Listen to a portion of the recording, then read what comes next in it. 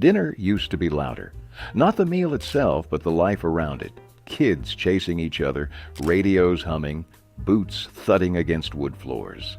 In the middle of all that noise sat a plate of honest food. No fancy names, just meat, bread, and gratitude for another day survived. Fried cornmeal. Mush with gravy. Cornmeal mush wasn't just breakfast. It was survival on a plate. You boiled cornmeal in water until it thickened into a stiff, heavy mass that stuck to the sides of the pot like concrete. Once it cooled, it was sliced into thick, golden bricks and fried in a skillet until the edges turned crisp and brown, the inside staying soft and warm. But fried cornmeal mush by itself wasn't always enough. That's where the gravy came in. Thin white gravy made from a little bacon fat, a spoonful of flour, and just enough milk or water to stretch it. Poured hot over the crisp slices, it turned plain mush into a full meal, heavy enough to get you through a long day in the fields or the factory. Some folks added black pepper until it looked like the surface of the moon. Others kept it plain and simple because that's all they had. It wasn't fancy. It wasn't even that pretty. But it was food that filled your belly and stayed there, stubborn and steady, long after the plate was empty. Cornmeal mush with gravy wasn't about flavor fireworks. It was about making something lasting from almost nothing. Spam and rice skillet. When meat prices spiked and grocery shelves started to thin, Spam was the hero nobody expected. Spam and rice skillet was a Depression-born classic that never apologized for being what it was: salty, fatty, and just enough to fill a plate when little else could. You cubed up a can of Spam into rough chunks, browned them in a screaming hot skillet until the edges got crisp and caramelized, then tossed in a mound of cooked white rice. Some folks added frozen peas or a few shreds of cabbage if they had them, but most nights it was just meat, rice, and maybe a splash of soy sauce or black pepper. The fat from the Spam slicked every grain of rice in flavor, turning what should have been bland into something smoky and rich. It was fast, heavy, and comforting in a way you didn't question. Spam and rice skillet wasn't about health or presentation. It was about survival, about making a single can stretch across dinner and tomorrow's lunch. It wasn't supposed to be pretty. It was supposed to keep you standing, and it did. Cold meatloaf sandwiches. The second day was always the best. Cold meatloaf sandwiches weren't an afterthought. They were the whole reason you made a double-sized loaf in the first place. Yesterday's meatloaf, pulled cold from the fridge, sliced thick enough to hold together without crumbling, slapped between two slices of soft white bread. A heavy squirt of yellow mustard cut through the richness, sharp and bright against the dense, seasoned meat. Some folks swore by adding a pickle spear or a slice of raw onion. Others kept it simple, just bread, meat, and a memory of last night's dinner. No heating, no pan, no fuss. Just grab it, wrap it in wax paper if you were fancy, and head out the door. It was the lunch of factory workers, mechanics, and anyone who didn't have time to waste standing over a stove. The fat in the loaf firmed up overnight. The seasoning settled deeper. And somehow the sandwich always tasted even better than the hot meal ever did. Cold meatloaf sandwiches were proof that sometimes the leftovers were the real prize, and that the best meals didn't always come out of a hot oven. Egg drop soup with leftover vegetables. It wasn't a feast. It wasn't even much of a meal. But when the cupboard was down to scraps, egg drop soup kept you going. You boiled a pot of thin broth, chicken if you had a leftover carcass, water with a bouillon cube if you didn't. Leftover vegetables got chopped rough and thrown in. Wilted celery, a stray carrot, a handful of peas. Nothing went to waste. When the broth was boiling hard, you cracked an egg into a bowl, whisked it with a fork, and poured it slowly into the pot in a thin stream, stirring gently to create wisps of soft cooked egg floating like torn ribbons in the soup. A little salt, a crack of pepper, maybe a splash of soy sauce if there was some forgotten bottle in the back of the pantry. It wasn't fancy, but it was hot. It was nourishing enough to put something warm in your belly when there wasn't much else coming. Egg drop soup wasn't about flavor fireworks. It was about stretching one egg, 1 cup of broth, and a handful of scraps into something that tasted just enough like hope. Fried cabbage with bacon drippings? It didn't take much to turn a head of cabbage into something that could fill the whole house. You started with a heavy iron skillet slicked with bacon drippings saved from better mornings. When the pan got hot enough to smoke, you threw in rough chopped cabbage by the handful, the green leaves hissing and wilting down into the fat. A little salt, a crack of black pepper. That was all it needed. Some folks tossed in diced onions if they had them, or a few crumbles of leftover bacon if the pantry was generous. But even bare, just cabbage and fat, it fried up into something sweet, smoky, and good enough to make you forget what wasn't sitting on the table next to it. Piled high on a plate with nothing but a piece of white bread to chase it down, fried cabbage wasn't just a side dish.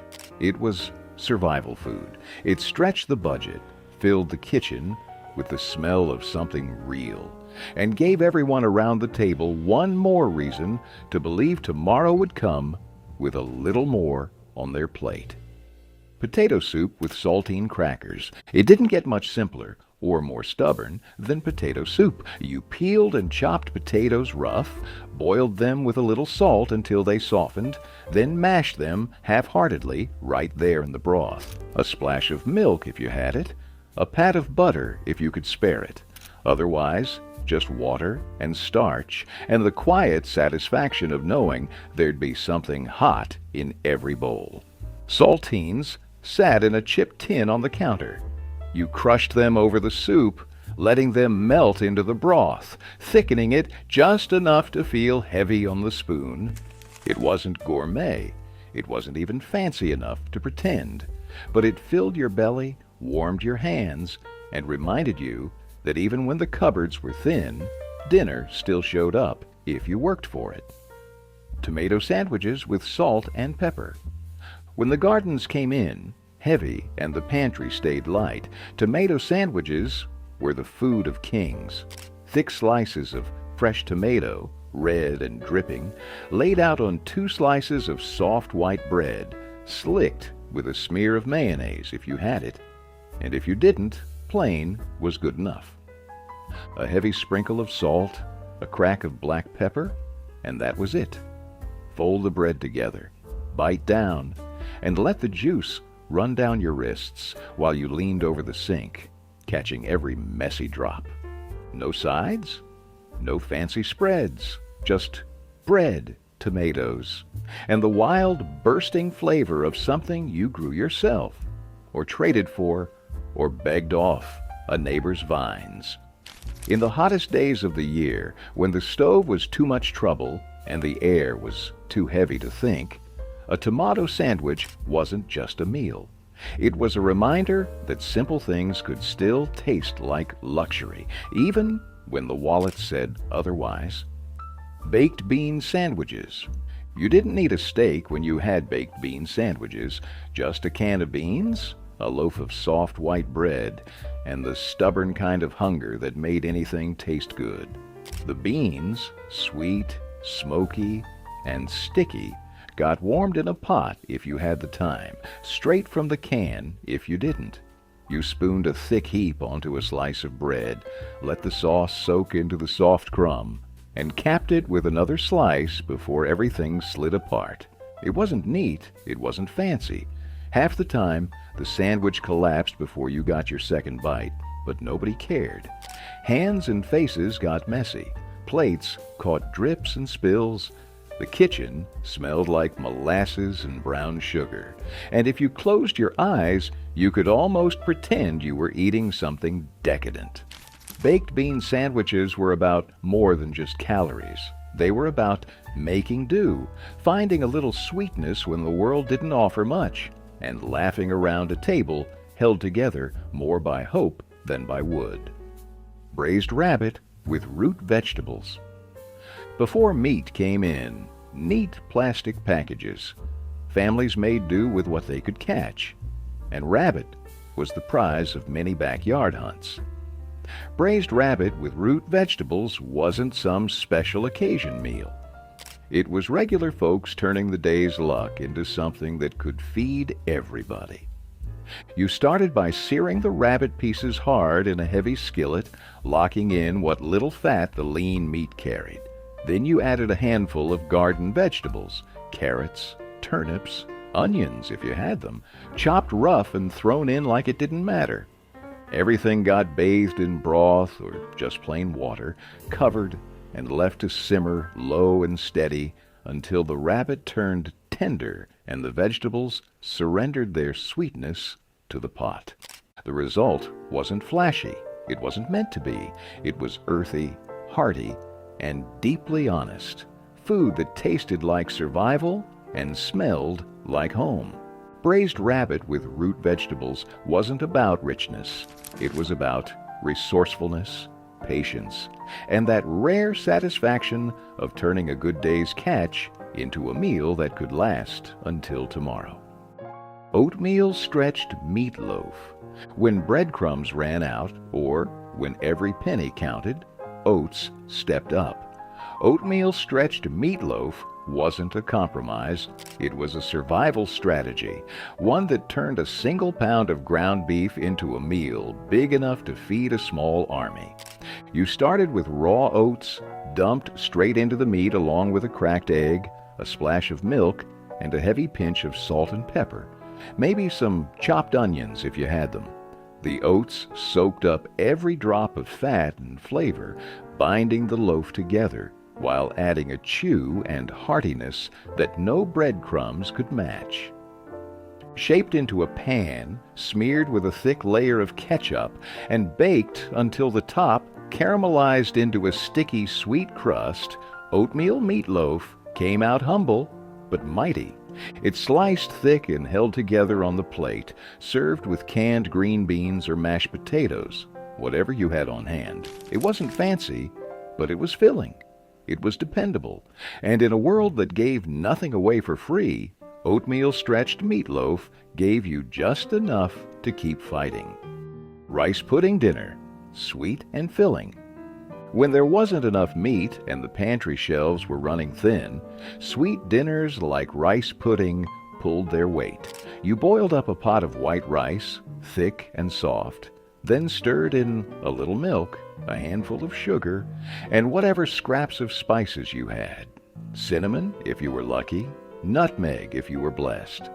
Some folks cracked an egg into the pot to make it richer. Others just let the milk and sugar thicken into a loose, sweet slurry that clung to every grain. Raisins made it in if you had them, but most nights it was just rice, milk, and hope. Spoon it hot into deep bowls, steaming and fragrant, and you had something that filled you up fast, even if it wasn't what you really wanted.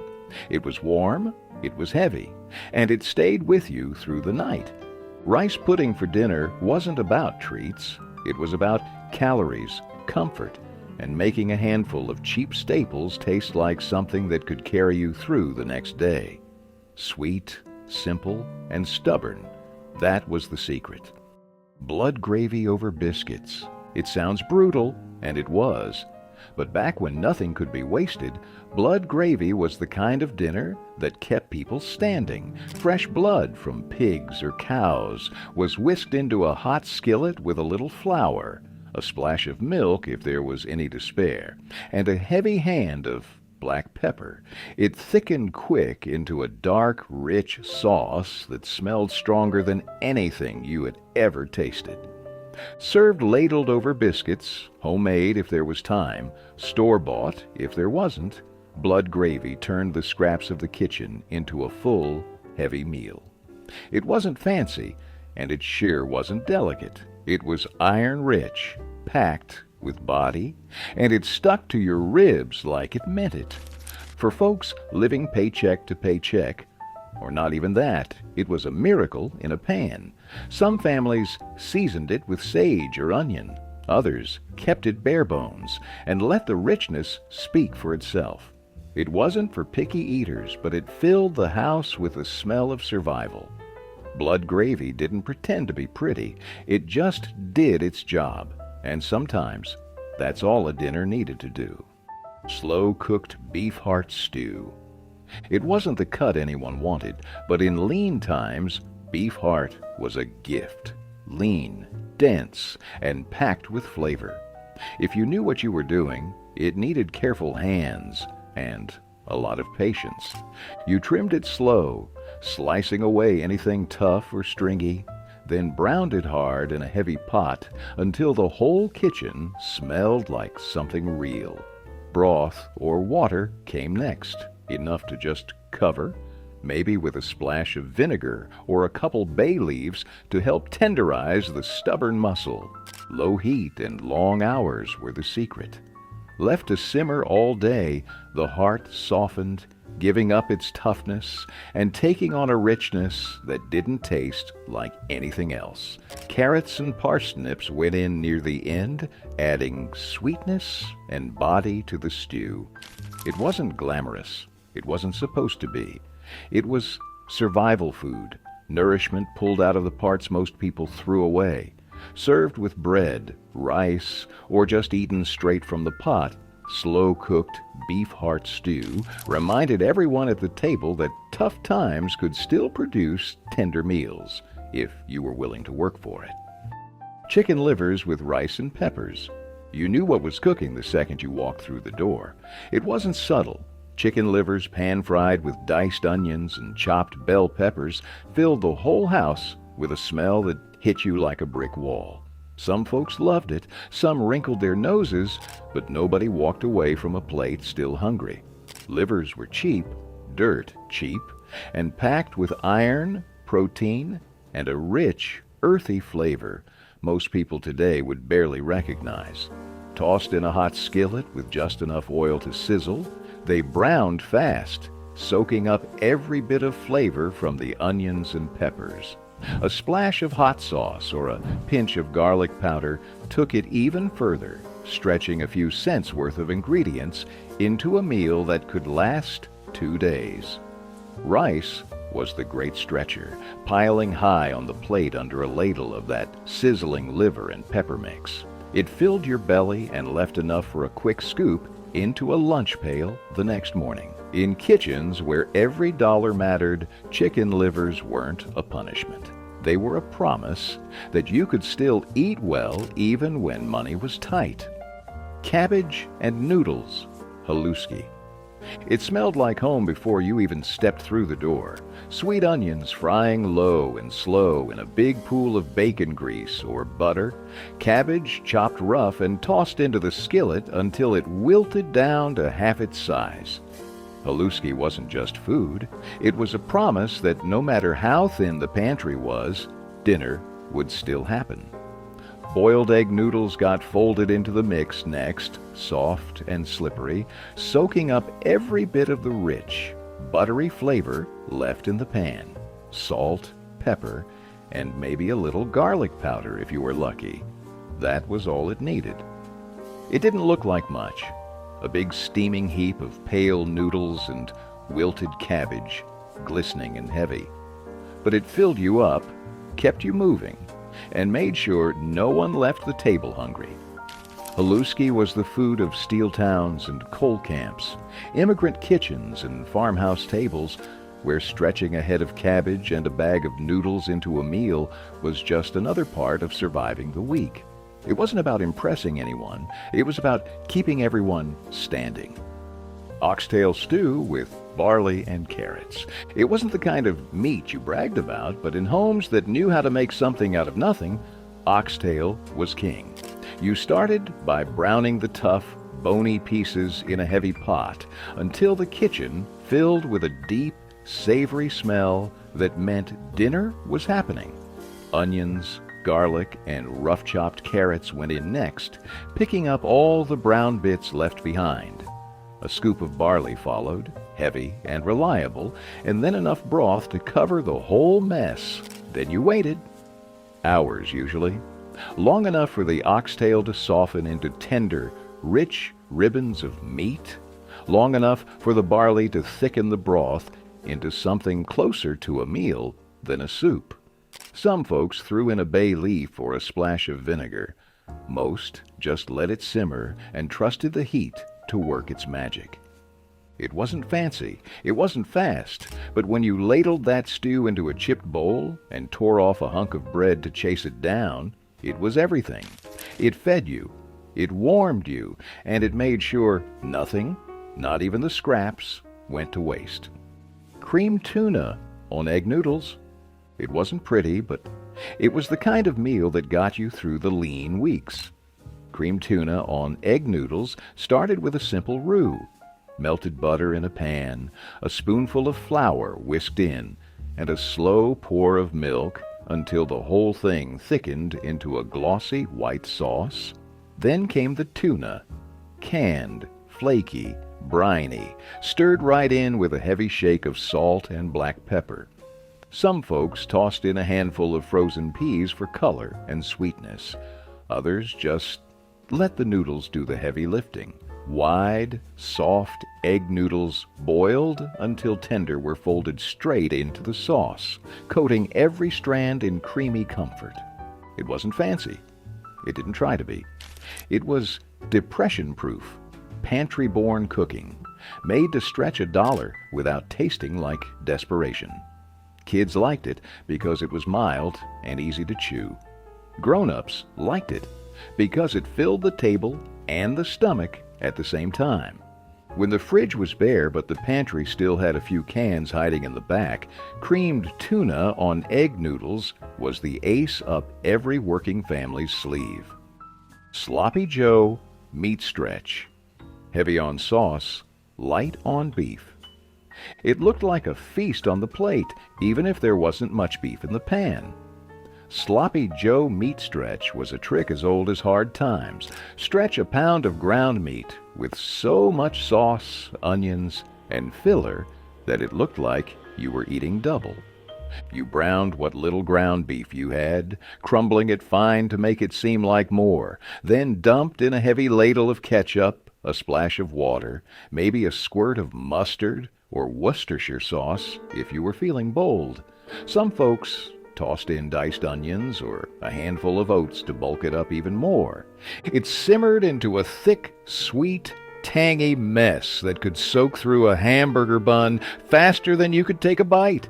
No sides, no frills, just a big sloppy sandwich held together by hope and sticky fingers. Sloppy Joe meat stretch wasn't about fooling anybody. Everyone at the table knew what was missing. But nobody complained, not when their stomachs were full and there was enough left over to pack tomorrow's lunch. Buttered noodles with cracked black pepper. Sometimes the best meals came from the bottom of the pantry and the last stick of butter. Buttered noodles with cracked black pepper were pure, simple magic for nights when dinner needed to happen fast and cheap. You boiled egg noodles or spaghetti, whatever you could find, until just tender, drained them, and dropped in a fat slab of butter while the steam was still rising. Tossed and tumbled in the pot, the noodles turned glossy and rich, soaking up every drop. Then came the black pepper, cracked fresh if you had it, shaken from a battered tin if you didn't, scattered over the noodles like confetti. Some folks threw in a pinch of salt, maybe a dusting of cheese if they were lucky, but most just let the butter and pepper do the talking. It wasn't hearty, it wasn't heavy, but it was warm, filling, and good enough to make a long day feel a little softer. Buttered noodles didn't try to impress anyone. They just made sure you got from one day to the next, one bowl at a time, rice and red beans. It was slow food by necessity, not design. Red beans and rice started in the morning, with a pot of dry beans soaking up water and hope while the world spun outside the window. Later, you boiled them low and steady, maybe with a scrap of ham bone or a spoonful of bacon grease, until the beans turned creamy and the pot turned heavy with the smell of something rich and right. Meanwhile, a pot of plain white rice sat waiting on the back burner, ready to catch every scoop of the thick, smoky stew. Salt, pepper, and whatever seasoning you could scrap together filled the gaps. Sometimes a little hot sauce for those who needed more fire. Rice and red beans didn't need sides. They didn't need decoration. They just needed a bowl and a spoon and someone who understood that filling your stomach mattered more than fancy presentation. In homes where Sunday stretched into Monday, and there wasn't always enough to go around, red beans and rice made sure there was still something hot and ready on the stove. Bread and lard with salt. When times got mean, you learned to be meaner. Bread and lard wasn't a delicacy. It was necessity, straight from the hard days when hunger didn't wait for pride. You took a thick slice of stale bread, slathered it with cold lard, sometimes pure white, sometimes flecked with the golden bits of fat, and sprinkled a few grains of salt across the top like a dare. No cooking, no fuss, just bare, brutal eating. Bite by bite, the heavy fat melting into the bread, the salt kicking your tongue awake just long enough to remind you that you were still here, still standing. Some folks softened the lard with a little hot broth. Others toasted the bread if they had the firewood to spare. But most didn't bother. It wasn't about flavor. It wasn't even about satisfaction. It was about putting something, anything, into your stomach so you could face another day. Bread and lard wasn't a choice. It was a testament to survival. A stubborn meal from people too tough to quit when the world gave them nothing but crumbs. Breaded veal cutlets with instant mashed potatoes. For a few minutes, you could almost pretend it was payday. Breaded veal cutlets were thin, quick, and just fancy enough to feel like you were celebrating something, even if you weren't. Thin slices of veal, pounded even flatter with the bottom of a jar or a rolling pin, were dipped in flour, then egg, then a heavy coat of breadcrumbs.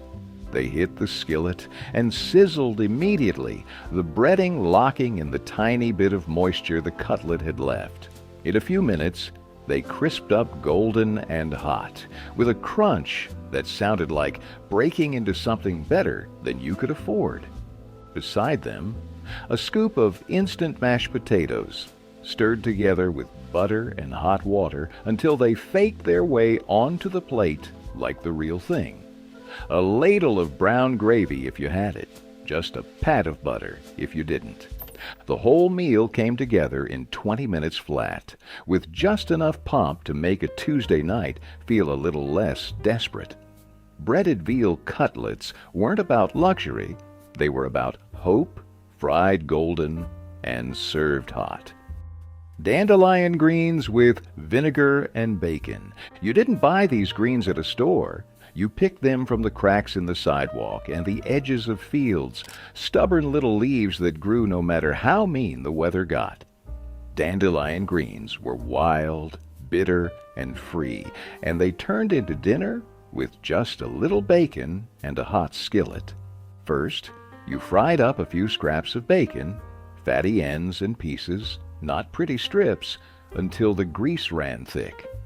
Then, the cleaned dandelion greens went in, wilting fast, the bitterness taming just enough in the smoky, salty fat.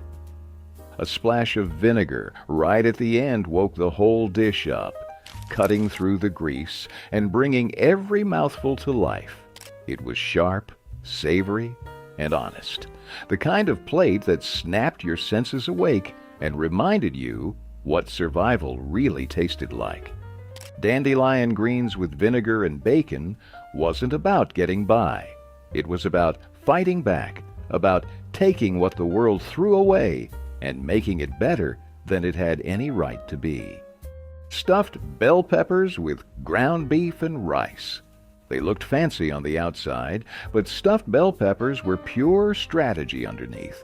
Take a handful of ground beef, stretch it with a scoop of cooked rice, toss in some chopped onions, maybe a little tomato paste, if the can wasn't already scraped clean, and you had a meal built to last. You hollowed out big, fat bell peppers, green, red, whatever was cheapest, and packed them tight with the beef and rice mixture like edible suitcases.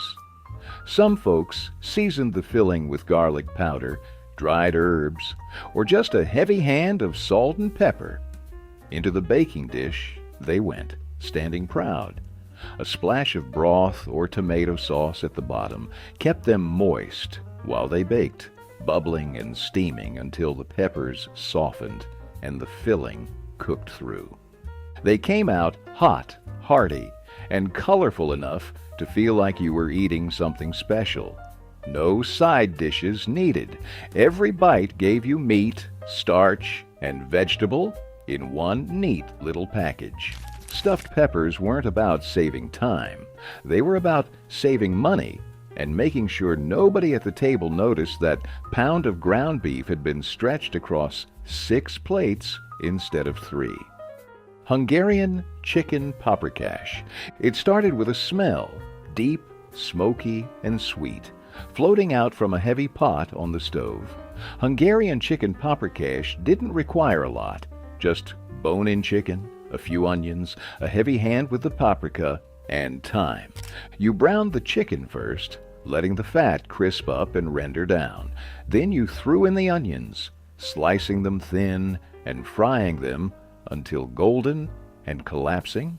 Right when the house smelled rich enough to eat, you dumped in a full scoop of paprika, not a sprinkle, but a whole handful, turning everything a deep, earthy red. A little flour thickened the sauce. A splash of broth loosened it again. And just before serving, a spoonful of sour cream stirred through gave it a velvety richness that tasted like a secret too good to share. It poured thick and heavy over wide egg noodles, every bite smoky, savory, and tinged with just a little tang. Hungarian chicken paprikash didn't care if you had much money. It only cared if you had the will to make something unforgettable out of almost nothing. It was the kind of dinner you remembered long after the plates were clean.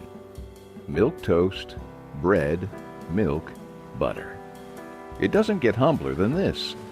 Milk toast was the meal of last resort, the thing you made when the cupboards were bare and the day had been too long for anything fancier.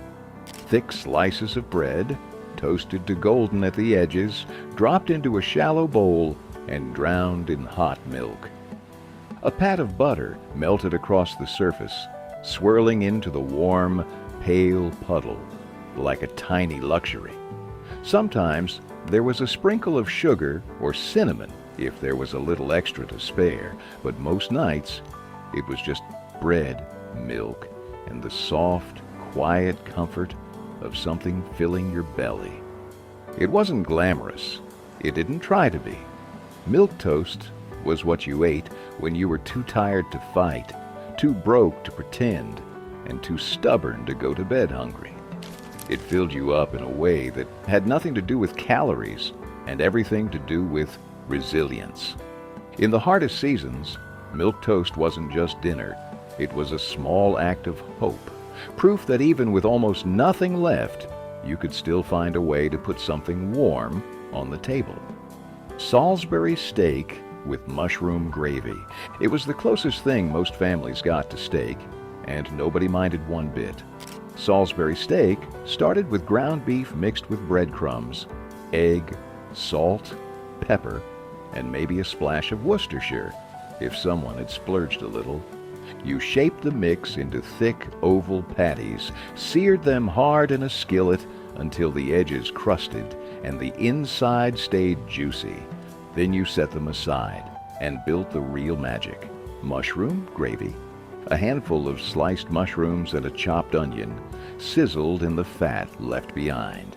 A quick dusting of flour, a slow pour of broth, and suddenly the skillet was bubbling with a rich, savory sauce that smelled like it cost a whole lot more than it did. The patties went back into the pan, soaking up every drop of flavor while the gravy thickened. Spoon it over a scoop of mashed potatoes. Boxed or scratch, it didn't matter, and you had yourself a meal that made a Tuesday night feel almost like Sunday. Salisbury steak wasn't about luxury. It was about tricking the world into thinking you had a little more than you did, and pulling it off so well nobody questioned it. Liver and onions with fried potatoes. The smell hit you first. Sharp, rich, and heavy, in a way that filled the whole house and clung to your clothes. Liver and onions wasn't for everyone, but for those who grew up with it, it meant one thing: a real meal was coming. Thin slices of beef liver were dredged in flour and seared in a hot skillet until just browned on the outside, but still tender in the middle. Meanwhile, onions fried alongside, turning soft, sweet, and golden as they picked up every bit of flavor left in the pan. Fried potatoes, chunked rough and crisped in the same fat, rounded out the plate, soaking up the juices and giving every bite some weight. Salt and pepper were about the only seasonings you needed. Maybe a splash of vinegar if you were feeling fancy. It wasn't a meal you made for show. It was bold, unapologetic, and packed with enough iron and heft to keep a man working from sunup to sundown. Liver and onions with fried potatoes was proof that sometimes the toughest cuts of meat made the most unforgettable meals. Canned tamale pie with cornbread crust. It didn't come from a fancy recipe card. It came straight from the pantry, thrown together from whatever cans hadn't been opened yet. Canned tamale pie was the kind of working man's dinner that smelled like it took all day to make, but came together in under an hour. You browned a pound of ground beef, stirred in a can of corn, a can of tomatoes or tomato sauce, and maybe a can of beans if you had one. A heavy shake of chili powder or cumin turned it from scraps into something that smelled like Sunday supper. The real magic was the cornbread. Mixed from a box and poured right on top, it baked into a golden, fluffy blanket, while the beefy filling bubbled up around the edges. When it came out of the oven, you didn't wait long, just grabbed a big spoon and dug straight in. Every bite was rich, smoky, and sweet from the corn, packed with enough meat and starch to keep you full till tomorrow. It wasn't about presentation. It was about filling plates without emptying wallets. Canned tamale pie proved you didn't need much to eat like a king, just a can opener and a little imagination. Rice and tomato gravy. When the cupboards were almost bare but you still needed something hot and filling, rice and tomato gravy was the answer. It started simple: white rice boiled soft and piled high in big battered bowls. The gravy came next. Cheap canned tomatoes, juice and all, simmered with a little water, a spoonful of bacon grease if you had it, and a heavy hand of salt and pepper. Sometimes there was a pinch of sugar to take the edge off the acid. Sometimes just a prayer. You ladled the tomato gravy straight over the mound of steaming rice, letting the bright red sauce soak into every grain. It wasn't fancy. It wasn't even pretty. But it was hot, it was heavy, and it stayed with you. Rice and tomato gravy didn't try to pretend.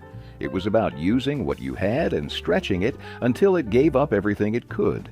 In kitchens, where a can of tomatoes and a handful of rice could mean the difference between dinner and going without, This was the kind of meal that made sure nobody left the table empty.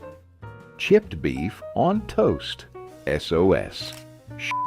On a shingle.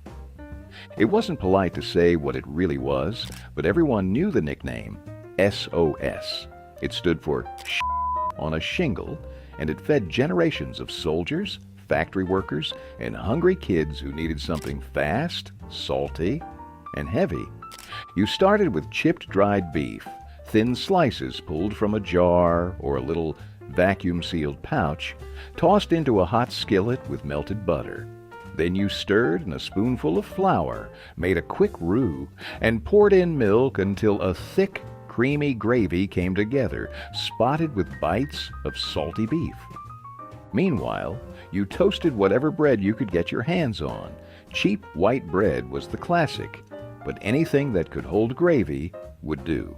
The whole sloppy mess was ladled over the toast, soaking into every corner until the bread nearly disappeared under the weight. It wasn't fancy, and it wasn't delicate. It was blunt force food, designed to hit the stomach like a brick and hold you there until the next meal. Chipped beef on toast wasn't about flavor fireworks. It was about putting something hot and heavy on the plate when the world didn't give you much else. Fried rice with scraps of whatever. Fried rice wasn't born in high-end restaurants. It came out of battered kitchens where yesterday's leftovers turned into tonight's salvation. Cold rice, scraped from the bottom of an old pot, went into a screaming hot skillet, slicked with bacon fat, lard, or whatever grease hadn't already been stretched into something else. Then came the scraps. Slivers of onion, bits of scrambled egg, a handful of canned peas, a chunk of leftover ham, or sausage if you were lucky.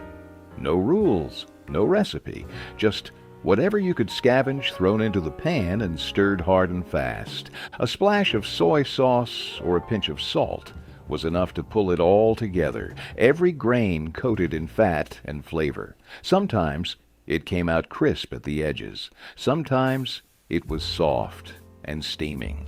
Either way, it filled the plate, filled the house with the smell of something real, and filled the belly until tomorrow.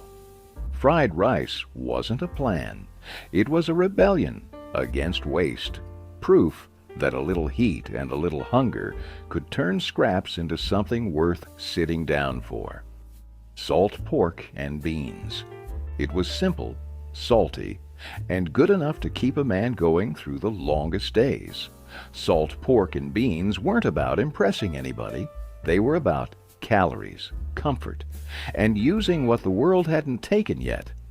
Thick slabs of salt pork, heavily cured to survive months without refrigeration, were tossed into a heavy pot and boiled until they surrendered their briny richness.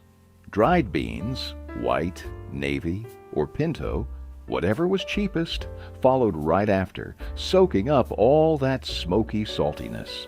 Sometimes a bay leaf was thrown in for good luck. Sometimes just a cracked black peppercorn.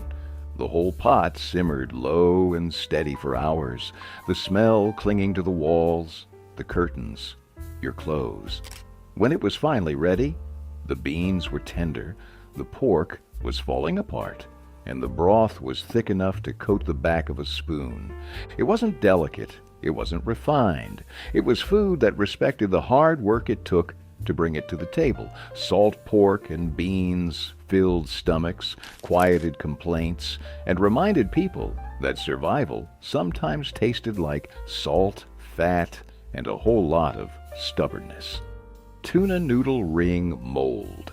It looked like something out of a 1950s cookbook, and maybe it was. But for families scraping by, the tuna noodle ring mold wasn't about presentation. It was about pride. You started with egg noodles, boiled just until tender, then folded them into a creamy, salty mixture of canned tuna, peas, mayonnaise, or cream of mushroom soup, and a heavy dash of black pepper. Some folks added a sprinkle of paprika on top if they were feeling fancy, but most didn't bother. The real magic happened when the mixture got packed into a heavy ring mold, greased and waiting like an empty stage. It baked in the oven until just solid enough to flip without falling apart. When it landed on the plate with a soft, steaming thud, there was no applause, just hungry eyes waiting for a slice. It wasn't pretty, but it tasted like every good memory crammed into a casserole, creamy, salty, soft, and warm. It sliced clean, reheated like a dream, and made sure nobody went to bed hungry. In kitchens, where every meal had to stretch a little further, the tuna noodle ring mold wasn't a joke. It was a quiet little victory.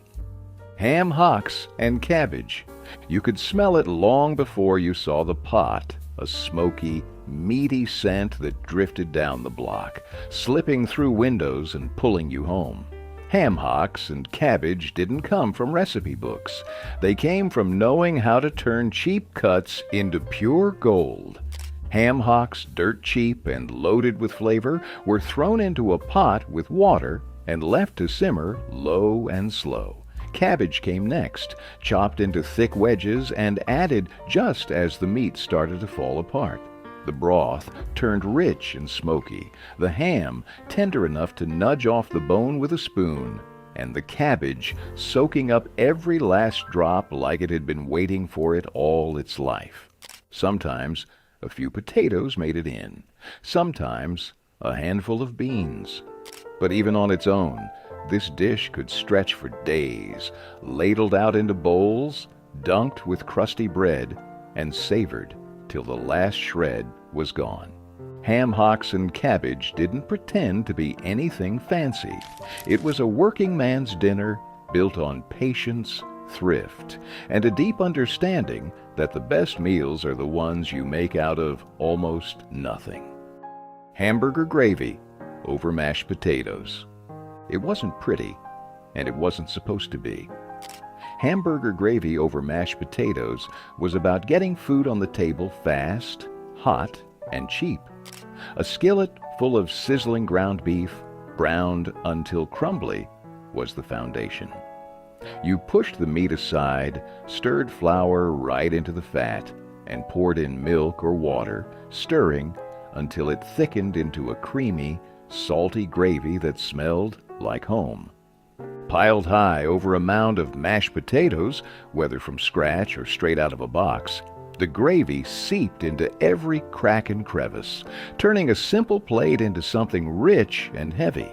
Frozen peas might make it onto the side if you had a few extra minutes. Otherwise, it was just meat, potatoes, and the kind of salty, savory bite that made you forget what you didn't have. It wasn't diner food, and it wasn't trying to be. It was Tuesday night food, end of the month food, the food that kept kids fed and parents sane. In homes where the grocery bill decided what kind of week you were going to have. Hamburger gravy was the difference between boiled dinner, corned beef, cabbage, and potatoes. It didn't look like much, but boiled dinner was the backbone of factory towns and farmhouse kitchens alike. You started with a slab of corned beef, salty, brined, and tough as shoe leather until you showed it patience. Tossed into a big pot of water, it simmered for hours, softening slow while the house filled with a rich, peppery steam. Whole potatoes came next, skins on and scrubbed clean, dropped into the broth like stones. Carrots, thick cut, and cabbage stacked in big leafy layers joined after, soaking up the meaty, salty flavor until every bite tasted like it belonged to a different century. It wasn't delicate, it wasn't fast, but it fed everybody from the youngest kid to the oldest granddad, stretching across meals and into sandwiches and hash the next morning. Some slathered their corned beef in mustard, others just loaded their plates high and ate until they couldn't move. Boiled dinner wasn't about looking good. It was about surviving another cold night with something warm in your belly and enough left over to hope tomorrow might feel a little easier. Smothered pork chops with onion gravy. If there was ever a dinner that could make you forget how tight the week had been, it was smothered pork chops drowning in onion gravy. Thick bone-in chops hit the skillet with a hard sear, crisping up the fat and filling the kitchen with the kind of smell that pulled everyone to the table before you even called. Once the meat was browned and set aside, you built the real star of the show, the gravy. A spoonful of flour straight into the drippings, stirred until every last scrap lifted off the pan. Then came the sliced onions, cooked down until they were soft, golden, and almost sweet. A splash of broth loosened it all into a thick, silky sauce that smelled better than payday. The chops went back in, covered, and left to simmer low until they were fork tender and soaked with flavor. Served over white bread, mashed potatoes, or just straight from the pan, every bite was salty, rich, and dripping with memories. Smothered pork chops weren't about showing off. They were about showing up with everything you had. Hot dog and potato hash. It wasn't glamorous, but when the fridge was bare and payday was a week away, hot dog and potato hash was the answer. You took whatever hot dogs you could scrounge up, cheap, rubbery, bright red if you were unlucky, and chopped them into coins. Potatoes were diced rough, skins on, and fried hard in a hot skillet until the edges turned crisp and golden. Onions were tossed in if you had them, sizzling down into sweet browned bits between the potatoes. Then came the hot dogs, tossed into the pan and fried until they split and curled at the edges. Some folks stirred in a little ketchup or mustard right in the pan, turning the whole mess into something tangy and bright. Others just threw it onto plates as is and called it good. It was salty, greasy, filling, and honest. It didn't pretend to be anything more than it was. Scraps turned into supper, thrown together fast, but hitting the stomach like a brick. Hot dog and potato hash was proof that you didn't need much to make something hot, hearty, and just good enough to get you to the next day. Mashed potato pancakes. It started with the leftovers, the lumpy, cold mashed potatoes nobody wanted to reheat. You mixed in a little flour, maybe an egg if you could spare one, and shaped the stiff, sticky dough into rough patties with flour-caked hands. Into a hot, greased skillet they went, sizzling and sputtering as the outsides crisped to a deep golden brown, while the insides stayed soft, almost creamy. You didn't need anything else. Maybe a little salt and pepper on top. Maybe a scrap of sour cream if there was a lonely tub in the icebox. Most days it was just the pancakes themselves, stacked high on a chipped plate, steaming, salty, and ready to fill the hollow spot left by a long, hard day. Mashed potato pancakes were proof that a second-hand meal could still taste better than anything new. They were born from necessity, from stubbornness, from the refusal to waste even a spoonful of yesterday's dinner. And sometimes they tasted better than anything that had come fresh off the stove. Turnip green stew with ham fat. It wasn't the meat you tasted first, it was the greens, sharp and earthy, heavy with the smoky promise of ham fat. Turnip green stew wasn't a fancy dinner. It was what you made when the ham was long gone, but the bones and the grease still had something left to give. You boiled down big handfuls of fresh or canned turnip greens until they turned tender and deep green, soaking up every last drop of broth made from ham bones or a heavy spoonful of saved bacon drippings. A little onion went in if you had it, maybe a dash of vinegar at the end to cut the richness. Served hot in deep bowls, maybe with a slab of cornbread crumbling into the broth. It didn't look like much, but it filled you up, warmed you through, and left you feeling heavier and stronger than when you sat down.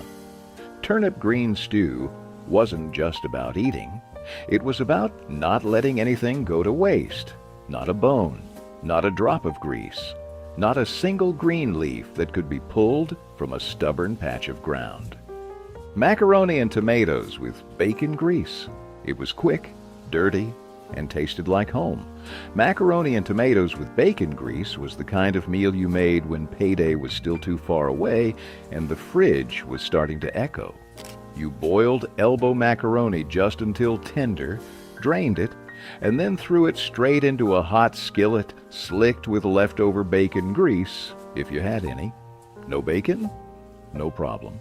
The grease alone carried the smoky, savory flavor like a secret ingredient passed down in whispers. A can of tomatoes, juice and all, got dumped in next, simmering until the macaroni soaked up every drop. A little salt, a lot of black pepper, maybe a pinch of sugar to cut the acid if you were feeling generous. There were no sides, no fancy toppings, no garnish, just a deep bowl of smoky, tangy pasta that filled you up and didn't ask for much in return. It wasn't glamorous, it wasn't even particularly pretty, but it was fast, it was cheap, and it made sure there was something hot on the table at the end of a long, empty day. And sometimes that was more than enough. Pinto beans and cornbread. You didn't need a recipe to make it. You just needed a pot, a bag of dry pinto beans, and the patience to let them cook slow and steady. Pinto beans weren't fancy, but they had something better: body, flavor, and the kind of stick-to-your-bones heartiness that kept you standing through long days. The beans simmered for hours, with nothing more than a hunk of salt pork or a ham bone, if you were lucky. If not, just salt and water and the slow magic of heat. Toward the end, some folks threw in a chopped onion or a sprinkle of black pepper, but the beans didn't need much dressing up. The real partner came out of the oven: hot cornbread, crumbly and golden, sometimes sweet, sometimes plain, depending on what your mama taught you.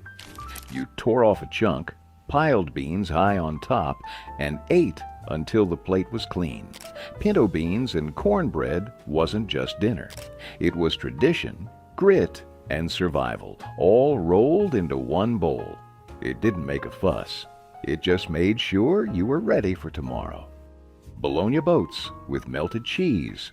Nobody pretended this was fancy. Bologna boats were what you made when the fridge was almost empty. The paycheck was late, and you still had hungry mouths to feed. Thick slices of bologna, laid out on a battered baking sheet, curled up at the edges as the oven heat hit them, forming little bowls just begging to be filled. Into the middle went shredded cheese, whatever was on hand: cheddar, mozzarella, or even broken slices of American cheese. Some folks added a pinch of crushed saltines on top for a little crunch. Others left it simple and greasy.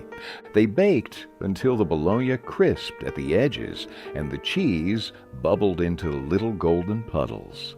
Pulling them out of the oven, the smell was pure childhood, a mix of salt, fat, and something that felt almost, but not quite, like indulgence. Served with canned green beans, a spoonful of coleslaw, or just grabbed 3 at a time straight off the pan, bologna boats were comfort food in its purest, scrappiest form. Nobody at the table cared about presentation. They just cared that dinner was hot, salty, and enough to fill them up. Fried bologna and eggs. It wasn't steak and eggs, but on the rough weeks, fried bologna and eggs could make you feel like you were eating something special. Bologna, thick sliced, from the cheapest package you could find, hit the skillet and curled up at the edges almost instantly, the fat sizzling out into the pan. You cracked a couple of eggs right into the grease, letting them fry up with crispy edges and runny yolks if you were lucky enough to catch them just right. The smell of salty meat and eggs filled the whole kitchen, making the walls and your clothes smell like breakfast, no matter what time of day it was. Some folks slapped the bologna and eggs between 2 slices of white bread and called it a sandwich. Others just forked it straight off the plate with a heavy grind of black pepper on top. It wasn't healthy. It wasn't refined. But fried bologna and eggs was fast, filling, and cost next to nothing, exactly what you needed when money was tight and the day had already worn you thin. Cornbread and buttermilk, soup. When the cupboard was bare and there wasn't even a pot to boil, cornbread and buttermilk soup came to the rescue. It wasn't really a soup, not in the way you'd think. It was a rough, gritty answer to hunger, built on scraps and handed down like a secret handshake between the hard luck and the hungry. You crumbled leftover cornbread into a chipped bowl, poured cold buttermilk over it until the crumbs floated and softened and stirred until it looked like something halfway between porridge and stew. Some folks added a pinch of salt, others a sprinkle of black pepper, but most just ate it plain, spoon by spoon, heavy in the mouth and cold against the heat of long summer nights. It wasn't pretty, it wasn't elegant, but it filled your gut without emptying your pockets. And sometimes that was more important than anything else. In the lean years, cornbread and buttermilk soup wasn't a fallback. It was a lifeline built out of nothing but grit and the stubborn refusal to go hungry.